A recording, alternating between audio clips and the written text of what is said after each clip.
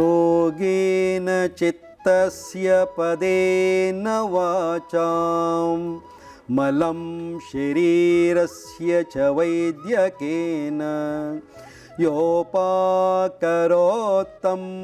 ಪ್ರವರಂ ಮುನೀನಾಂ ಪತಂಜಲಿಂ ಪ್ರಾಂಜಲಿರಾನತೋಸ್ಮಿ ಆಬಾಹುಪುರುಷಾಕಾರಂ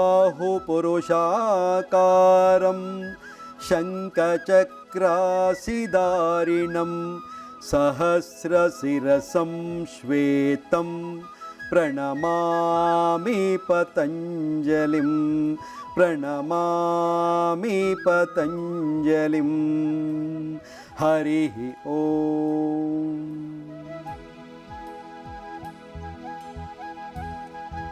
ನಲ್ಮೆಯ ದೂರದರ್ಶನದ ಚಂದನ ವಾಹಿನಿಯ ವೀಕ್ಷಕರಿಗೆಲ್ಲ ನಮಸ್ಕಾರಗಳು. ಆತ್ಮೀಯರೇ, ಇಂದಿನ ಈ ವಿಶೇಷ ಸಂಚಿಕೆಯಲ್ಲಿ ಮಂಡಿ ನೋವಿನ ಬಗ್ಗೆ ಹಲವು ಯೋಗಾಭ್ಯಾಸಗಳನ್ನು ನೋಡೋಣ. ಇದು ಅತ್ಯಂತ ಸರಳವಾಗಿದ್ದು ಮನೆಯಲ್ಲಿ ತಾವೆಲ್ಲರೂ ಕೂಡ ಆರಾಮದಲ್ಲಿ ಮಾಡುವಂಥ ಹಲವು ಯೋಗ ಆಸನಗಳ ಪ್ರಕ್ರಿಯೆಗಳಾಗಿವೆ. ಇದನ್ನು ಹೇಗೆ ಮಾಡೋದು ಅನ್ನೋದನ್ನು ಒಂದೊಂದಾಗಿ ನೋಡ್ತಾ ಬರೋಣ.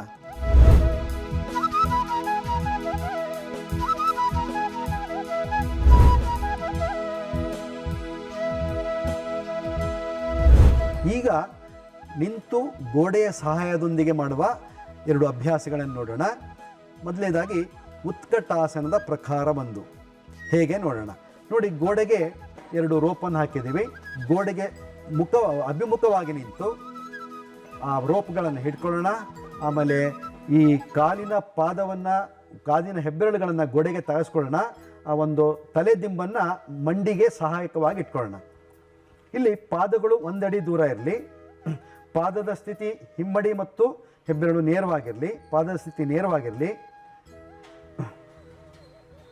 ಈ ಪಾದದ ಸ್ಥಿತಿಯಲ್ಲಿ 6 ಇಂಚಿನಿಂದ 12 ಇಂಚಿನ ಒಳಗೆ ಅಷ್ಟರಲ್ಲೇ ಇಟ್ಕೊಳ್ಬೇಕು. ಹೆಚ್ಚು ಅಗಲ ಮಾಡಬಾರ್ದು, ಹೆಚ್ಚು ದೂರನೂ ಇಟ್ಕೊಳ್ಬಾರ್ದು. ಯಾಕಂದರೆ ಶರೀರ ನಮಗೆ ಬ್ಯಾಲೆನ್ಸ್ಡ್ ಆಗಿರಬೇಕು. ಹಾಗಾಗಿ ಈ ಸ್ಥಿತಿಯಲ್ಲಿಟ್ಟು ಈ ಒಂದು ಮಂಡಿಯ ಭಾಗಕ್ಕೆ ಆ ಒಂದು ಕುಷನ್ ಎಫೆಕ್ಟ್ ಬರುವ ಹಾಗೆ ಆ ಒಂದು ಕಾಟನ್ ಪಿಲ್ಲೋವನ್ನು ಕೊಟ್ಟಿದ್ದೀವಿ. ಯಾಕೆ ಹೇಳಿದರೆ ನಮಗೆ ಮಂಡಿ ನೋವನ್ನು ಅಲ್ಲಿ ಹೆಚ್ಚು ಮಂಡಿ ಅಲ್ಲಿ ಹಾಗೆ ಬಿಟ್ಬಿಟ್ರೆ ಗೋಡೆ ಹಾರ್ಡ್ ಇರ್ತದೆ. ಅದಕ್ಕೋಸ್ಕರ ಮಂಡಿಗೆ ಆ ಗೋಡೆಯನ್ನು ತಾಗಿಸೋದ್ರಿಂದ ಅಲ್ಲಿ ಕುಷನ್ ಎಫೆಕ್ಟ್ ಕೊಡಲಿಲ್ಲ ಅಂದರೆ ಮಂಡಿ ಇನ್ನಷ್ಟು ಡ್ಯಾಮೇಜ್ ಆಗ್ತಾ ಹೋಗುತ್ತೆ. ಅಲ್ಲಿ ಅಭ್ಯಾಸ ಮಾಡಲಿಕ್ಕೆ ಕಷ್ಟ ಆಗುತ್ತೆ. ಆ ಸಲುವಾಗಿ ನಾವೊಂದು ಪ್ರಾಪ್ಸನ್ನು ಕೊಟ್ಟಿದ್ದೀವಿ.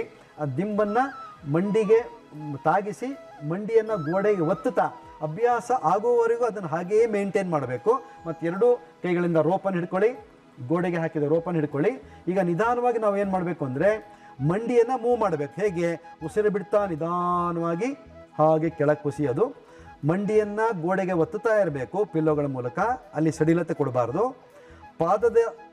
ಎರಡೂ ಪಾದದಲ್ಲಿ ಶರೀರದ ಭಾರವನ್ನು ಬಿಡಬೇಕು. ಮಂಡಿಯ ಮೇಲೆ ಯಾವುದೇ ಕಾರಣಕ್ಕೂ ಭಾರವನ್ನು ಬಿಡಬಾರ್ದು. ಈ ಒಂದು ಕ್ರಮಗಳನ್ನು ಅನುಸರಿಸುತ್ತಾ ನಿಧಾನವಾಗಿ ಉಸಿರು ತಗೊಳ್ತಾ ಮೇಲಕ್ಕೆ ಹೋಗೋಣ. ಉಸಿರು ಬಿಡ್ತಾ ಕೆಳಗೆ ಬರೋಣ.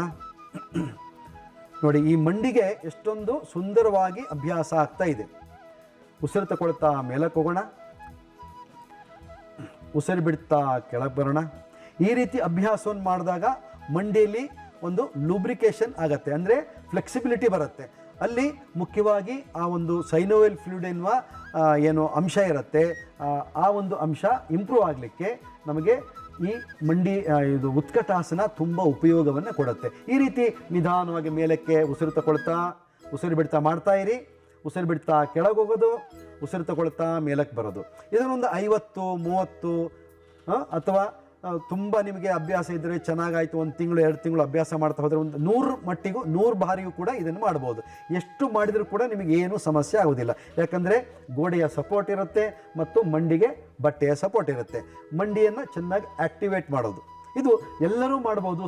ಸರಳವಾಗಿ ಮಾಡ್ಬೋದು, ಸುಲಭವಾಗಿ ಮಾಡ್ಬೋದು. ಸುಮ್ಮನೆ ಗೋಡೆಗೆ ಹೋಗಿ ಮಂಡಿಯನ್ನು ಆ್ಯಕ್ಟಿವೇಟ್ ಮಾಡೋದು ಅಷ್ಟೇ, ದೀರ್ಘ ಉಸಿರಾಟ ಮಾಡ್ತಾ. ಇದು ಮೊದಲನೇ ಹಂತ. ಎರಡನೇ ಹಂತ ಹೇಗೆ ನೋಡೋಣ. ಹಾಗೆ ರಿವರ್ಸ್ ಆಗಿ ನಿಂತ್ಕೊಳ್ಳೋದು. ಬೆನ್ನು ಗೋಡೆಗೆ ತಾಗಿಸಿ, ಪೃಷ್ಠವನ್ನು ಗೋಡೆಗೆ ತಾಗಿಸಿ, ಬೆನ್ನು ಗೋಡೆಗೆ ತಾಗಿಸಿ, ಹಗ್ಗವನ್ನು ಕೈಲಿಟ್ಕೊಳ್ಳೋಣ. ಅದು ನಿಮಗೆ ಆಧಾರ ಸ್ತಂಭವಾಗಿರಲಿ. ಈಗ ನಿಮ್ಮ ಕಾಲಿನ ಸ್ಥಿತಿಯನ್ನು ನಿಧಾನವಾಗಿ 2 ಅಡಿ ಅಂತರದಲ್ಲಿ ಗೋಡೆಯಿಂದ ಮುಂದಕ್ಕೆ ತನ್ನಿ. ಪೃಷ್ಠ ಮತ್ತು ಬೆನ್ನು ಗೋಡೆಗೆ ಇರ್ತದೆ, ಕಾಲಿನ ಪಾದಗಳು ಗೋಡೆಯಿಂದ 2 ಅಡಿ ಮುಂದಕ್ಕಿರ್ತದೆ. ಅಲ್ಲಿ ನಿಮ್ಮ ಪಾದದ ಸ್ಥಿತಿ ಏನಾಗಿರ್ತದೆ, 1 ಅಡಿ ಅಂತರದಲ್ಲಿ ಇರ್ತದೆ.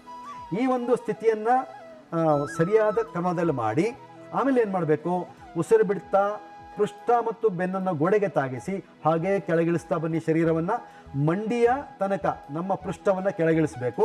ವಿತೌಟ್ ಚೇರ್ ಕೂತ್ಕೊಳ್ತೀವಲ್ಲ ಹಾಗೆ ಕುರ್ಚಿಯಲ್ಲಿ ಕೂತ್ಕೊಳ್ಳುವ ಸ್ಥಿತಿಯನ್ನು ಇಲ್ಲಿ ನಾವು ಕಮೋಡಲ್ಲಿ ಕೂತ್ಕೊಳ್ತೀವಲ್ಲ ಆ ಒಂದು ಸ್ಥಿತಿಯನ್ನು ಇಲ್ಲಿ ಅನುಕರಿಸಬೇಕು. ಎಸ್, ಉಸಿರು ತಗೊಳ್ತಾ ಹಾಗೇ ಮೇಲಕ್ಕೆ. ತುಂಬ ಈಸಿ ಮೂಮೆಂಟ್, ತುಂಬ ಸುಲಭವಾದ ಅಭ್ಯಾಸ. ಉಸಿರು ಬಿಡ್ತಾ ಕೆಳಗೆ, ಗೋಡೆಗೆ ಆಶ್ರಯಿಸೇ ನಾವು ಅಭ್ಯಾಸ ಮಾಡಬೇಕು. ಗೋಡೆಯನ್ನು ಬಿಟ್ಟು ಮುಂದಕ್ಕೆ ಬರಬಾರ್ದು, ಗೋಡೆಗೆ ತಾಗಿಸೇ ಮಾಡಬೇಕು. ಈ ಹಂತದಲ್ಲಿ ಸ್ವಲ್ಪ ಹೊತ್ತು ಸಾಧ್ಯವಾದರೆ ಇದ್ದರೆ ತುಂಬ ಒಳ್ಳೆಯದು. ಈ ಸ್ಥಿತಿಯಲ್ಲಿ ವಿತೌಟ್ ಚೇರ್ ಕೂತ್ಕೊಳ್ತೀವಲ್ಲ ಈ ಸ್ಥಿತಿಯಲ್ಲಿ ಇಲ್ಲಿ ಮಂಡಿಯ ಭಾಗಕ್ಕೆ ಆರಾಮ ಆಗ್ತದೆ ಮತ್ತು ಅಲ್ಲಿಯ ಎಲ್ಲ ಒತ್ತಡಗಳು ಕಡಿಮೆ ಆಗಲಿಕ್ಕೆ ಶುರುವಾಗುತ್ತೆ. ಉತ್ಕಟಾಸನದಲ್ಲಿ ನಮ್ಮ ಮಂಡಿಯ ಜಾನುರುಜ್ಜುಗಳನ್ನು ವೃದ್ಧಿಸ್ಕೊಳ್ಳಿಕ್ಕೆ, ಅಲ್ಲಿರುವ ಶಕ್ತಿಯನ್ನು ಜಾಸ್ತಿ ಮಾಡಿಕೊಳ್ಳಿಕ್ಕೆ ಮತ್ತು ಫ್ಲೂಯಿಡನ್ನು ಇಂಪ್ರೂವ್ ಮಾಡಿಕೊಳ್ಳಿಕ್ಕೆ ಮತ್ತು ಅಲ್ಲಿ ಫ್ಲೆಕ್ಸಿಬಿಲಿಟಿಯನ್ನು ಜಾಸ್ತಿ ಮಾಡಿಕೊಳ್ಳಿಕ್ಕೆ ಈ ಉತ್ಕಟಾಸನವನ್ನು ನಾವು ಮಾಡ್ತಾ ಇರೋದು. ಉಸಿರು ತಗೊಳ್ತಾ ಹಾಗೇ ಮೇಲಕ್ಕೆ ಹೋಗಿ. ಎಸ್, ಉಸಿರು ಬಿಡ್ತಾ ಕೆಳಗೆ ಬನ್ನಿ. ಎಸ್, ಈಗ ಸ್ವಲ್ಪ ಫಾಸ್ಟ್ ಮೂಮೆಂಟಲ್ಲಿ ಪ್ರಯತ್ನ ಮಾಡೋಣ. ಉಸಿರು ತಗೊಳ್ತಾ ಮೇಲಕ್ಕೆ, ಉಸಿರು ಬಿಡ್ತಾ ಕೆಳಕ್ಕೆ. Yes, breathe in up, breathe out down, breathe in up. ಕಣ್ಣು ತೆರಿಬೇಕು, ಕಣ್ಣು ಮುಚ್ಚಬಾರ್ದು. ಮುಖದಲ್ಲಿ ಸ್ವಲ್ಪ ಹಸನ್ಮುಖತೆ ಇರಲಿ, ಆರಾಮದಲ್ಲಿ ಮಾಡೋಣ. ಎಸ್, ಉಸಿರು ಬಿಡ್ತಾ ಕೆಳಗೆ ಬನ್ನಿ. ಎಸ್, ಉಸಿರು ತಗೊಳ್ತಾ ಮೇಲಕ್ಕೆ ಹೋಗಿ. ಉಸಿರು ಬಿಡ್ತಾ ಕೆಳಗೆ ಬನ್ನಿ. ಉಸಿರು ತಗೊಳ್ತಾ ಮೇಲಕ್ಕೆ ಹೋಗಿ. ಈ ರೀತಿಯಾಗಿ ಒಂದು 50 ಬಾರಿ 60 ಬಾರಿ ಅಥವಾ 100 ಬಾರಿ ಈ ಮಂಡಿಯನ್ನು ಆ್ಯಕ್ಟಿವೇಟ್ ಮಾಡಿದರೆ ನಮ್ಮ ಮಂಡಿ ತುಂಬ ಉತ್ತಮವಾದ ಸಂಸ್ಕಾರವನ್ನು ಹೊಂದುತ್ತೆ. ಈ 2 ಪ್ರಕಾರಗಳು ನಮ್ಮ ಮಂಡಿಗೆ ಶಕ್ತಿಯನ್ನು ತುಂಬುವ ಪ್ರಕಾರಗಳು. ನೋಡಿ, ಸಾಮಾನ್ಯವಾಗಿ ನಿಮ್ಮ ಮನೆಯಲ್ಲಿ ಕುರ್ಚಿಗಳಿರುತ್ತೆ. ಆ ಕುರ್ಚಿಗಳಲ್ಲಿ ಒಂದಿಷ್ಟು ಬಟ್ಟೆಗಳನ್ನು ಹಾಕೋಬೇಕು. ನೋಡಿ, ಈ ರೀತಿ ಒಂದು ಫೈಬರ್ ಕುರ್ಚಿ ಇದೆ. ಆ ಕೈಗಳಿಗೆ ಒಂದು ಬಟ್ಟೆ, ಈ ಕಡೆ ಒಂದು ಬಟ್ಟೆ, ಈ ಕಡೆ ಒಂದು ಬಟ್ಟೆ, ಕೆಳಗಡೆ ಒಂದು ಬಟ್ಟೆ, ಈ ರೀತಿ ಬಟ್ಟೆಯನ್ನು ಒಂದು ಬ್ಲ್ಯಾಂಕೆಟ್ಗಳಿರುತ್ತೆ, ಮೆತ್ತನೆ ಬಟ್ಟೆಗಳಿರುತ್ತೆ, ಅದನ್ನು ಹಾಕ್ಕೊಂಡು ಅದರ ಮೂಲಕ ಅಭ್ಯಾಸವನ್ನು ಹೇಗೆ ಮಾಡೋದು ಅನ್ನೋದನ್ನು ನೋಡೋಣ. ಆರಾಮಾಗಿ ಕೂತ್ಕೊಳ್ಳಿ ಕುರ್ಚಿ ಮೇಲೆ. ನೀವು ಒಬ್ಬರು ನಿಧಾನವಾಗಿ ಸೀದಾ ಕೂತ್ಕೊಳ್ಳಿ. ಆಮೇಲೆ 2 ಕಾಲುಗಳನ್ನು ನಿಮ್ಮ ಬಲ ಪಾರ್ಶ್ವಕ್ಕೆ ತಗೊಂಡೋಗಿ ಒಂದೊಂದೇ ಕಾಲನ್ನು ಕುರ್ಚಿಯ ಕಾಲುಗಳ ಮೇಲೆ ಕೈಗಳ ಮೇಲೆ ಹಾಕಿ ಹಾಗೆ 2 ಕಾಲನ್ನು ಒಟ್ಟಿಗೆ ಸೇರಿಸಿ ಸ್ವಲ್ಪ ಸೊಂಟದ ಮೂಲವನ್ನು ಹಿಂದಕ್ಕೆ ತಳ್ಳಿ ಈ ಎಡಗೈಯನ್ನು ಚೇರಿನ ಹಿಂಬದಿಯ ಸಪೋರ್ಟ್ ತಗೊಳ್ಳಿ ಮತ್ತು ಈ ಎಡಗೈಯಿಂದ ನಿಮ್ಮ ಚೇರಿನ ಕೈ ಮೇಲೆ ಸಪೋರ್ಟ್ ತಗೊಳ್ಳಿ. ಬಲಗೈಯನ್ನು ಚೇರಿನ ಹಿಂಬದಿಯ ಮೇಲೆ ಈ ಸಪೋರ್ಟನ್ನು ತಗೊಳ್ಳಿ. ಈ ರೀತಿ ಕೂತ್ಕೊಂಡು ಬೆನ್ನನ್ನು ನೇರ ಮಾಡಿಕೊಂಡು ನೋಡಿ, ಇಲ್ಲಿ ಆರಾಮಾಗಿ ಮತ್ತೆ ಕಾಲಿನ ಮೂಮೆಂಟನ್ನು ಮಾಡೋದು. ನಿಧಾನವಾಗಿ ಉಸಿರು ತಗೊಳ್ತಾ ಮೇಲಕ್ಕೆ ಎಳೆಯೋದು, ಉಸಿರು ಬಿಡ್ತಾ ಕೆಳಗಿಳಿಸೋದು, ಉಸಿರು ತಗೊಳ್ತಾ ಮೇಲಕ್ಕೆ ಎಳೆಯೋದು, ಉಸಿರು ಬಿಡ್ತಾ ಕೆಳಗಿಳಿಸೋದು, ಉಸಿರು ತಗೊಳ್ತಾ, ಉಸಿರು ಬಿಡ್ತಾ, ಉಸಿರು ತಗೊಳ್ತಾ, ಉಸಿರು ಬಿಡ್ತಾ, ಉಸಿರು ತಗೊಳ್ತಾ, ಉಸಿರು ಬಿಡ್ತಾ. ಇನ್ನೂ ಸ್ವಲ್ಪ ಫಾಸ್ಟ್ ಮಾಡಲಿಕ್ಕೆ ಪ್ರಯತ್ನ ಮಾಡಿ. ಉಸಿರು ತಗೊಳ್ತಾ, ಉಸಿರು ಬಿಡ್ತಾ. ಹೀಗೆ ದೀರ್ಘ ಉಸಿರಾಟದೊಂದಿಗೆ ನಮ್ಮ ಮಂಡಿಗೆ ಉತ್ತಮವಾದ ಚಲನೆಯನ್ನು ಕೊಡೋದು, ಒಂದು ಆ್ಯಕ್ಷನನ್ನು ಮಾಡೋದು. ಉಸಿರು ತಗೊಳ್ಳೋದು, ನೇರ ಮಾಡೋದು, ಉಸಿರು ಬಿಡೋದು, ಕೆಳಗಿಳಿಸೋದು. ಈಗ ಉಸಿರು ಬಿಟ್ಟು ಕೆಳಗಿಳಿಸುವಾಗ ಏನು ಮಾಡಬೇಕು, ಆದಷ್ಟು ಮಂಡಿಯನ್ನು ಹೀಗೆ ಜಗ್ಗಬೇಕು. ಆ ಜಗ್ಗಿದಾಗ, ಕೆಳಗೆ ಜಗ್ಗಿದಾಗ ಇಲ್ಲಿ ಓಪನ್ ಆಗುತ್ತೆ ಮತ್ತು ಇಲ್ಲಿ ಒಳ್ಳೆಯ ಟ್ರ್ಯಾಕ್ಷನ್ ಆಗುತ್ತೆ. ಅದಕ್ಕೋಸ್ಕರ 2 ಹಂತವನ್ನು ನೇರ ಮಾಡುವುದು ಅಷ್ಟೇ, ಎಳೆದು ಮೇಲೆ ಮುಂದಕ್ಕೆ ತಳ್ಳಬೇಕು, ಹೀಗೆ ಮುಂದಕ್ಕೆ ತಳ್ಳಬೇಕು. ಹಾಗೆ ಕೆಳಗೆ ಬರುವಾಗಲೂ ಕೂಡ ಅದನ್ನು ಕೆಳಗೆ ಇಳಿಸಬೇಕು. ಈ ರೀತಿ ಆ್ಯಕ್ಷನ್ನೊಂದಿಗೆ ಉಸಿರು ತಗೊಳ್ತಾ ಮೇಲೆ, ಉಸಿರು ಬಿಡ್ತಾ ಕೆಳಗೆ. ನೀವು ಸಹಜವಾಗಿ ಮಾಡ್ತಾ ಹೋಗಿ, ಆರಾಮದಲ್ಲಿ ಮಾಡ್ತಾ ಹೋಗಿ. ಈ ರೀತಿಯ ಮೂಮೆಂಟನ್ನು ಒಂದು 50-100 ಬಾರಿ ಮಾಡಿದರೆ ಉತ್ತಮವಾದ ಫಲಿತಾಂಶ ಸಿಗ್ತದೆ. ಇದನ್ನು ನೀವು ಆರಾಮದಲ್ಲಿ ಮನೆಯಲ್ಲಿ ಸಮಯ ಇದ್ದಾಗ ಸೋಫಾ ಸೆಟ್ಟಿನ ಅಕ್ಕಪಕ್ಕದಲ್ಲಿ ಕೈಗಳಿರ್ತವೆ, ಆ ಕೈಗಳ ಮೇಲೆ ಒಂದಿಷ್ಟು ಬಟ್ಟೆ ಹಾಕಿ ಸೈಡಲ್ಲಿ ಬಂದು ಈ ರೀತಿ ಮೂಮೆಂಟನ್ನು ಮಾಡ್ಬೋದು. ಈಗ ನಿಮಗೆ ಸಮಯ ಸಿಕ್ಕಾಗ ಆಫೀಸಲ್ಲಿ ಕೂಡ ಅಷ್ಟೇ, ಆಫೀಸ್ ಚೇರ್ ಇರುತ್ತೆ, ಕಾಲುಗಳನ್ನು ಕೈಗಳ ಚೇರಿನ ಕೈಗಳ ಮೇಲೆ ಹಾಕೋದು, ಆರಾಮಾಗಿ ಮೂಮೆಂಟನ್ನು ಮಾಡೋದು. ಮಾಡ್ತಾ ಹೋದಂಗೆಲ್ಲ ನಿಮಗೆ ಆರಾಮಾಗಿ ಕಾಲಿನಲ್ಲಿ ಫ್ಲೆಕ್ಸಿಬಿಲಿಟಿ ಉಂಟಾಗತ್ತೆ ಮತ್ತು ಹೆಚ್ಚಿನ ಡ್ಯಾಮೇಜ್ ಆಗದೇ ಮಂಡಿ ತನ್ನ ಶಕ್ತಿಯನ್ನು ಹಾಗೆ ಇಟ್ಕೊಳ್ಳುತ್ತೆ. ಯಾವಾಗ ಮಂಡಿಯ ಶಕ್ತಿ ಕಡಿಮೆ ಆಗುತ್ತೆ ಅಂತ ಹೇಳಿದರೆ, ನಮ್ಮ ಈ ಮಂಡಿಯ ಭಾಗದ ಪಟೇಲ ಅಂತಿದೆಯಲ್ಲ, ಈ ಭಾಗದಲ್ಲಿ ಒಂದು ಫ್ಲೂಯಿಡ್ ಇರುತ್ತೆ ಮತ್ತು ಈ 2 ಮಂಡಿಯ ಮಧ್ಯೆ ಒಂದು ಲೂಬ್ರಿಕೇಷನ್ ಇರುತ್ತೆ. ಅದು ಡ್ರೈ ಆದಾಗ ನಮಗೆ ನಡೆಯುವಾಗ, ಕುತ್ಕೊಳ್ಳುವಾಗ ಮಂಡಿಯಲ್ಲಿ ಕಟ್ ಕಟ್ ಕಟ್ ಎನ್ನುವ ಸೌಂಡ್ ಬರುತ್ತೆ ಅಲ್ವಾ. ಯಾಕೆ ಸೌಂಡ್ ಬರುತ್ತೆ? ಅಲ್ಲಿ ಆ ಫ್ಲೂಯಿಡ್ ಡ್ರೈ ಆಗಿರುತ್ತೆ, ಅಲ್ಲಿ ಒಂದಕ್ಕೊಂದು ಹೀಗೆ ತಾಗಿ ಒತ್ತಡವನ್ನು ಉಂಟು ಮಾಡಿಕೊಳ್ಳುತ್ತೆ. ಈ ರೀತಿಯ ಒಂದು ಅಭ್ಯಾಸವನ್ನು ಮಾಡಿದಾಗ ನಿಧಾನವಾಗಿ ಆಕ್ಸಿಜನ್ ಫ್ಲೋ ಆಗುತ್ತೆ, ಆಮೇಲೆ ಬ್ಲಡ್ ಸರ್ಕ್ಯುಲೇಷನ್ ಆಗುತ್ತೆ. ಈ ಶರೀರದ ಒಳಗೆ ನಡೆಯುವ ಪ್ರಕ್ರಿಯೆ ಸಹಜವಾದ ಮೇಲೆ ಅದರ ಒತ್ತಡಗಳೆಲ್ಲ ಕಡಿಮೆ ಆಗುತ್ತೆ, ಆರಾಮ್ ಅನಿಸುತ್ತೆ. ತುಂಬ ಸಿಂಪಲ್ ಅಭ್ಯಾಸಗಳು, ಆರಾಮದಲ್ಲಿ ಮಾಡ್ಬೋದು ನೀವು. ಆದರೆ ಸ್ವಲ್ಪ ಈ ರೀತಿಯಾದ ಕುಷನ್ಗಳನ್ನು ಸೆಟ್ ಮಾಡಿಕೊಂಡು, ಬಟ್ಟೆಗಳನ್ನು ಸೆಟ್ ಮಾಡಿಕೊಂಡು ಮಾಡಿದಾಗ ನಿಮಗೆ ಯಾವುದೇ ಬಾಧೆ ಆಗೋದಿಲ್ಲ, ನೋವಾಗೋದಿಲ್ಲ ಮತ್ತು ಡ್ಯಾಮೇಜ್ ಆಗೋದಿಲ್ಲ. ಇದು ಪಾರ್ಶ್ವ ಪವನ ಮುಕ್ತಾಸನದ ಅಭ್ಯಾಸ.